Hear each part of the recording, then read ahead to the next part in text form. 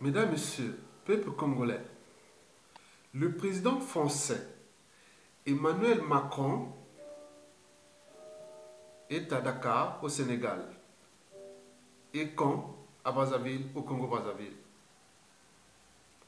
Mesdames, Messieurs, peuple congolais, pourquoi le président français Emmanuel Macron est allé au Sénégal et notamment à Dakar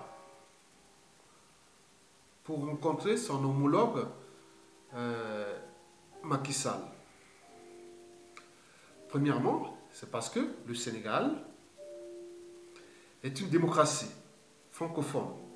C'est très rare, très très rare, très très rare en Afrique francophone. Je vous informe que si vous cherchez les dictateurs en Afrique noire, vous avez 2 chances sur 3 de rencontrer un dictateur francophone, c'est-à-dire France-Afrique. C'est l'espace linguistique d'ailleurs d'Afrique qui regroupe le plus grand nombre de dictateurs. Donc, liberticides, antisociaux et surtout criminogènes.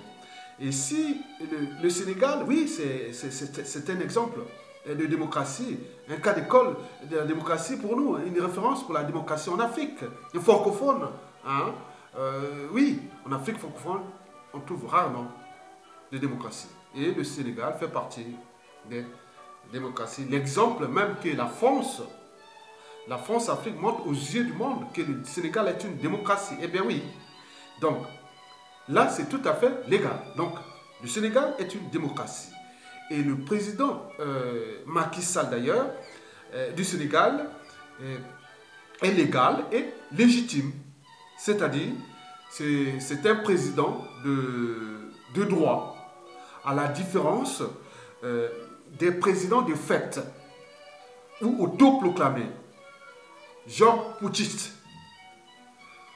Bon, ceci dit, alors, bon, ils sont allés faire leurs accords internationaux, bilatéraux, comme ça. Enfin, voilà, donc il me semble qu'on était le sujet sensible ou le sujet à l'ordre du jour, c'était environnement et éducation. Très bien.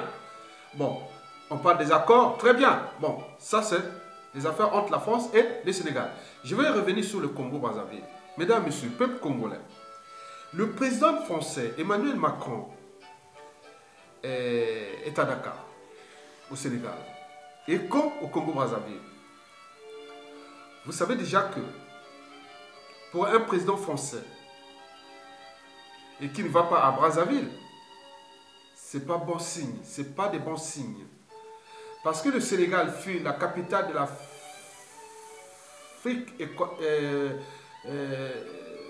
occidentale française, oui c'est ça. Et Brazzaville, l'ancienne capitale de l'Afrique équatoriale française.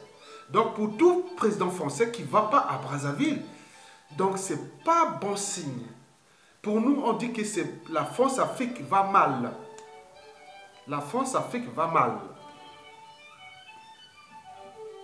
C'est des signes qui montrent que la France-Afrique à l'échelle congolaise ou de l'Afrique centrale est en mort clinique.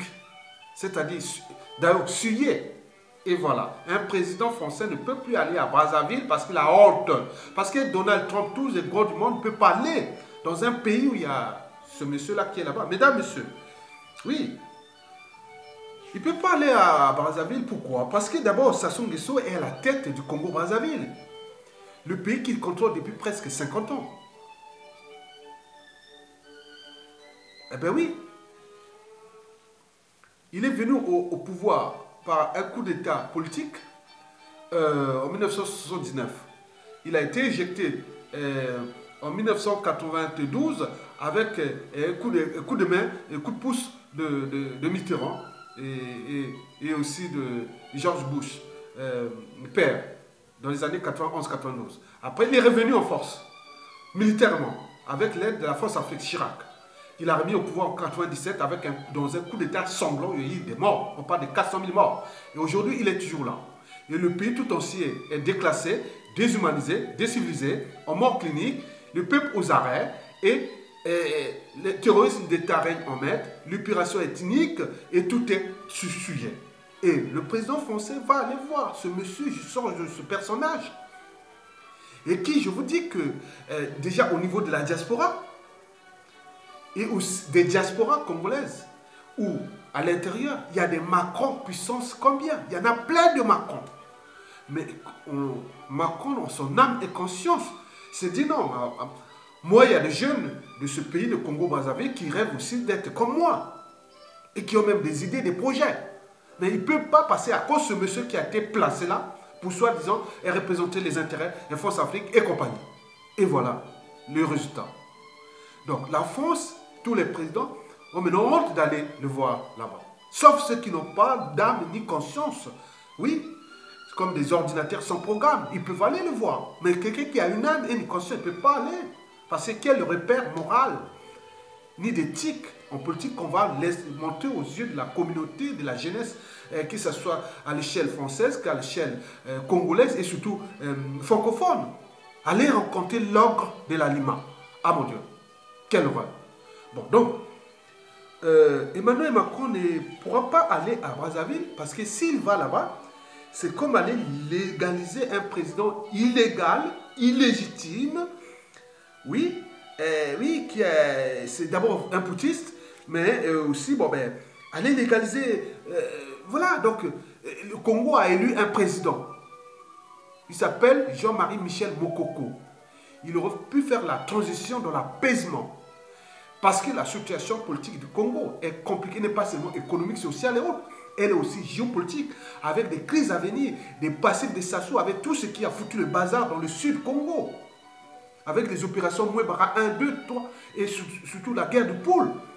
Mais le réveil pourrait être brutal parce que ça fait partie des contentieux historiques. Si Sassou Nguesso s'acharne et contre la région du pôle, le département du pôle, ça fait justement partie de ces contentieux historiques. On fouille dans notre conscience. La conscience, dans l'inconscience, oui. On ne sait pas pourquoi, quelle rupture, quel choc émotionnel ou traumatisme ça soit assumé pour ne s'attaquer qu'au Larry Congo et depuis qu'il est président. C'est au même titre parce que quelqu'un qui est humilié, on ne sait pas comment c'est là-bas c'est revenu par la suite. Monsieur Macron connaît bien, c'est le président de la France. À la sortie de la Première Guerre mondiale, Adolf Hitler avait le grade de quoi? Caporal-chef. Mais quand l'Allemagne a été humiliée par la France, dans la Société des Nations, quand on lui a retiré ses colonies, on lui a retiré, dit non, l'armée ne fait plus que 100 hommes et compagnie. Hitler n'avait pas digéré ça, c'est bien sûr d'une humiliation. Mais 20 ans après, il est venu pour humilier la France, en 1940. Bon, donc il faut faire attention avec ces contentieux historiques parce que ce qui se passe dans ce pays, et toute cette jeunesse est bloquée. Déjà, ces contentieux, on peut les régler à l'échelle nationale. Mais il y avait un général qui s'appelle le général Mokoko, qui aurait pu régler ce contentieux nord-sud et aussi tout cela et avec des intelligences qui ont des stratégies, qui ont autres pour apaiser, responsabiliser les uns des autres. Mais là, que dalle. Et vous êtes là en train de faire le con, hein, monsieur le président Emmanuel Macron, on va laisser pourrir comme Hollande l'a fait. Bien sûr que lui nous a donné un coup de pouce sur la gueule au peuple congolais, il y a eu des morts. Mais vous ne l'avez pas encore fait parce que bon, il y a encore, vous êtes arrivé, la guerre avait déjà commencé. Bon, donc il me semble que il s'est calmé un peu, ça soit à tuer, mais il continue à tuer dans le but, dans le sens que la condition humaine ou sociale est catastrophique. L'accès à l'eau potable, oui, à la nourriture, aux soins et compagnie, c'est l'hécatombe, même de la condition de cas de vie. Hein. Regardez les villes poubelles, des bouillons de cultures pathogènes, et vous allez faire quoi? Montrer à ces yeux du monde qu'il faut aller voir ce monsieur, mais non, ce n'est pas possible. Donc, et pourquoi? Parce que Emmanuel Macron ne pourra pas aller voir le dictateur Denis Sassou Nguesso. Celui-là qui est au pouvoir, au moment où Macron était né, le même jour que Macron est né, Sassou Nguesso prenait le pouvoir. Regardez, le jour où Macron était né, hein, en 1977, c'est Macron qui prenait, lui prenait le pouvoir. Je finissais le col primaire. Je devais être en classe 5 ou 5 2. Voilà. Regardez. C'est pas possible. Parce qu'il n'y a pas de Macron comme moi, comme d'autres autres, ici au Congo ou ailleurs. Non, il y en a. Arrêtez de donner des idées des repères historiques avec cette génération qui est dans la culture globale et qui aspire au changement ou à l'évolution. On voit que l'Afrique de l'Ouest, pour montrer que l'Afrique de l'Ouest est dynamique, elle est démocratique, alors que l'Afrique francophone centrale, et c'est là où on consomme tous les dictateurs. Et c'est là où il y a toutes les richesses naturelles, les matières premières et compagnie. C'est là où on a plus de problèmes. Donc il y a un problème, il y a le paradoxe. Et nos frères ouest-africains ne peuvent pas nous aider aussi à trouver des synthèses pour mettre hors d'état de nuit ces dictateurs-là. En Afrique centrale, ils construisent ce qu'on appelle le panafricanisme, déjà dans la chaîne francophone, mais là que dalle. L'Afrique de l'Ouest est montrée comme démocratique et l'Afrique centrale est montrée comme dictatoriale parce qu'on a mis des gens qui bloquent. On nous bloque comme ça. Un syndicat, regardez déjà la CEMAC, la communauté économique des États d'Afrique centrale, est par terre, ne peut pas marcher. Parce qu'ils ne s'entendent pas, chacun a peur de perdre le pouvoir, donc ils ne peuvent plus. Ils sont en guerre d'abord contre leur peuple, mais comment ils vont s'entendre pour parler des problèmes économiques à l'échelle sous-régionale? Là, que dalle. Rien du tout.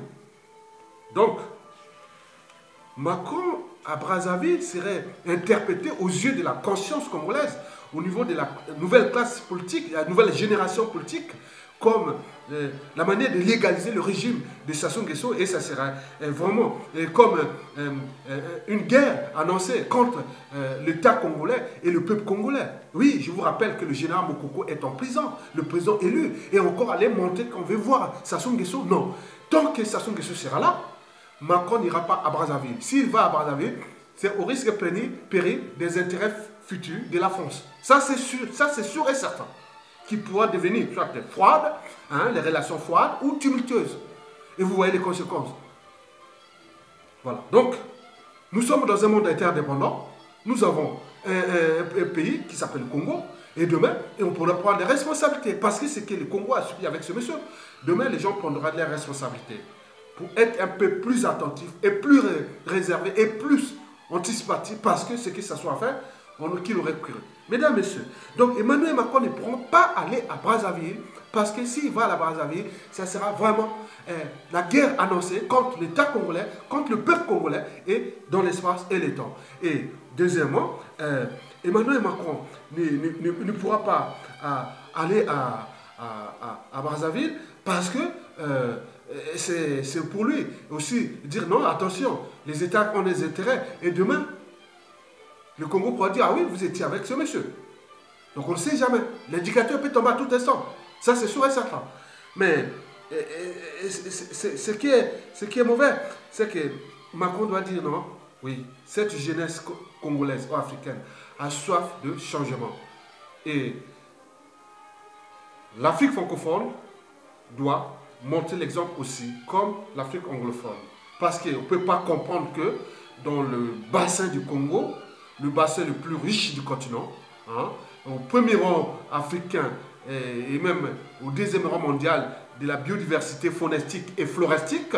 N'oublions pas les minéraux, les réseaux hydrographiques, les terres rares et compagnie. Voilà, donc on a tout. Mais on nous a mis des mauvais, hein, des gens trop mauvais pour être utiles à l'intérêt même, à l'intérêt général, aux enjeux même de la respectabilité internationale et compagnie. Donc là, nous avons des dictateurs qui sont là, ils se battent pour les sauver et tout en déclassant tout un peuple, toute une sous-région qui est là, la sous-région du bassin du Congo. Et donc, Macron doit prendre ses responsabilités, soit à raisonner ce monsieur qui lui dit, bon, dégage. Le président Mokoko libéré, on fait cette transition avec ce président Mokoko qui a des intelligences pour repenser ce cadre-là pacifiquement. Parce que si Mokoko, une fois perd, par exemple, au cas où peut arriver un incident sur Mokoko, je vous rassure que ce Congo-là, pendant Sassou Nguesso et pendant la suite de Sassou Nguesso, seront mais des revanchards, des extrémistes, des amalgamistes, des négationnistes et tous les bazars seront là, nous serons dans une poudrière annoncée. Rassurez-vous, parce que nous sommes dans les relations humaines, nous sommes en Afrique. La géopolitique est là, nord, sud, est, ouest, ça soit avec la France-Afrique. Ils ont fait foutre les bazars dans le sud, et là, ils foutent les bazars maintenant avec le président élu Mokoko, et donc, c'est la voie de Pandore, va vers des processus de génocide sélectif dans l'espace et le temps. Mesdames, Messieurs, je vous remercie.